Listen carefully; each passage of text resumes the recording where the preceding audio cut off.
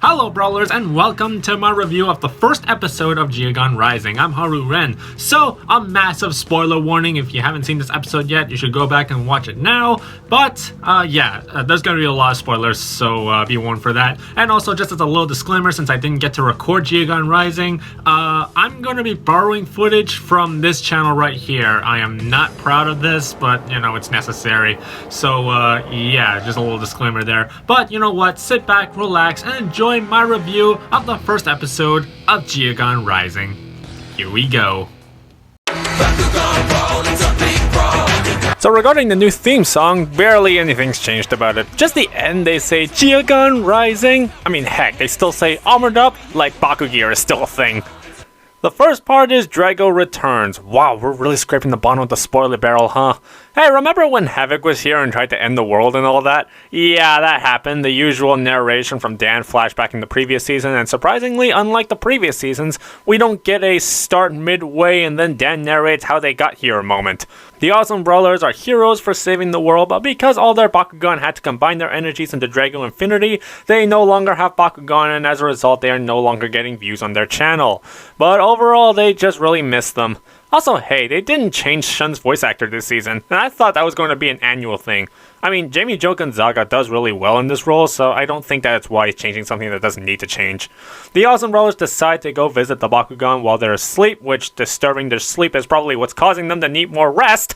Why can't we sleep? But when Winton opens the gate, it instantly collapses. So now we got a plot point for this season then. The next day, Chad and Chester confronts them. Who are they? Bakugan Rockers? That's so cool! Wait, how do you not know them? You met them last season during the Awesome Brawlers tournament.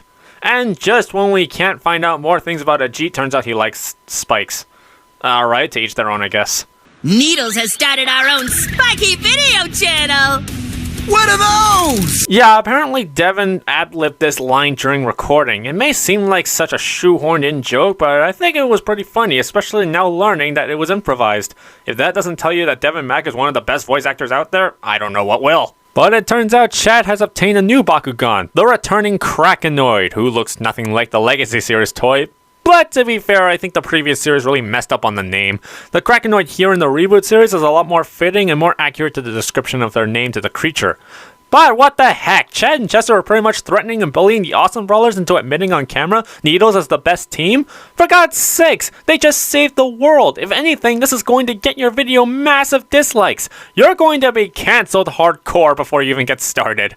Krakenoid gets super pumped for an audience! It's dangerous, you pea-brain! Chad and Chester really came off as major antagonists in this episode. And what's worse, the drone is badly damaged somehow. Another big mystery, but just when Krakenoid was about to destroy everything, Dragonoid has returned in such a heartwarming superhero landing reunion. And he looks extremely different. Well, regarding this battle, have you guys noticed a slight change in animation? When the Bakugan are not using their attack cutscenes, the movements of the Bakugan look more fluid and smooth in comparison to the last season, where it looks like some frames are skipped time to time. It seems like every season the animation for the monsters just keep improving, which is pretty cool. But when Krakenoid is defeated... Hey!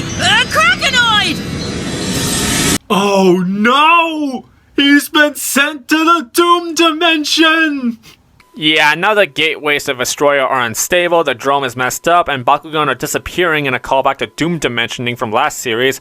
We now have our problem for this plot. The next part is the Bakugan of Junk Island. With Drago's return, the Awesome Brawlers ask about the other Bakugan like Feral and Pegatrix and Trox and them. Drago explains that because there is something wrong with Vestroia, the other Bakugan gave Drago the remaining strength so that Drago can return to Earth quicker and investigate. And Drago only managed to get through a gate by pure luck. I guess nobody is going to ask why Drago looks completely different. That was my first question when his model got revealed at the Invitational. Why is nobody talking about that? Even Drago's small form is not reflective of his new look. It's literally recycled from previous seasons. It just doesn't work. I know the previous season also had redesigns for certain Bakugan like Hydorus and Nilius that were never explained as well, but in this season, Drago went through a drastic change. Maybe sleeping for 6 months causes it? I have no idea. So Winton and Benton have been trying to develop a new mobile gate, but it's still unstable that Benton warns them they might not come back, though Benton doesn't really do much to stop them. They arrive on Junk Island in Vestroia, where stuff has randomly appeared there, even the stuff that went missing before in some way that is never explained. They meet 4 new Bakugan that seem to be obsessed with random objects. I believe there's a word for it, but I just can't remember what it is. And in case you guys haven't read stuff online, these 4 Bakugan are going to be the new partners for the other awesome brawlers.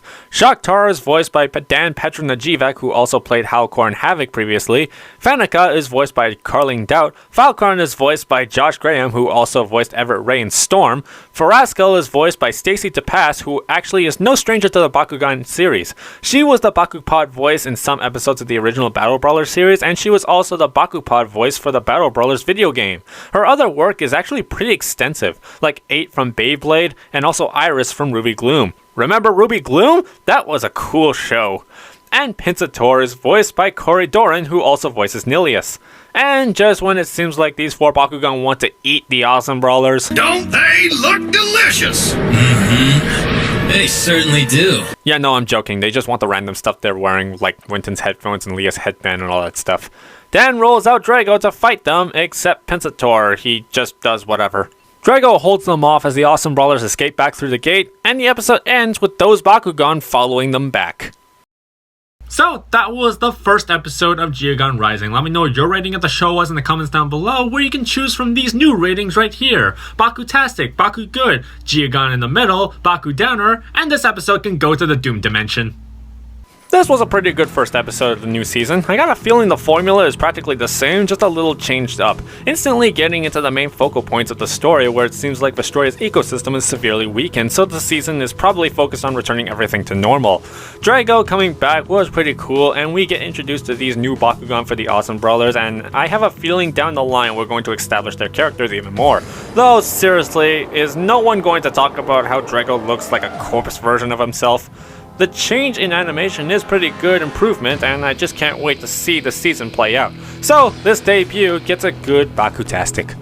Thank you for watching this review of Geogan Rising. Be sure to press the thumbs up and give us a subscribe for more awesome Bakugan content. I've been Haru Ren, and thank God for Rapid Fire. Bye!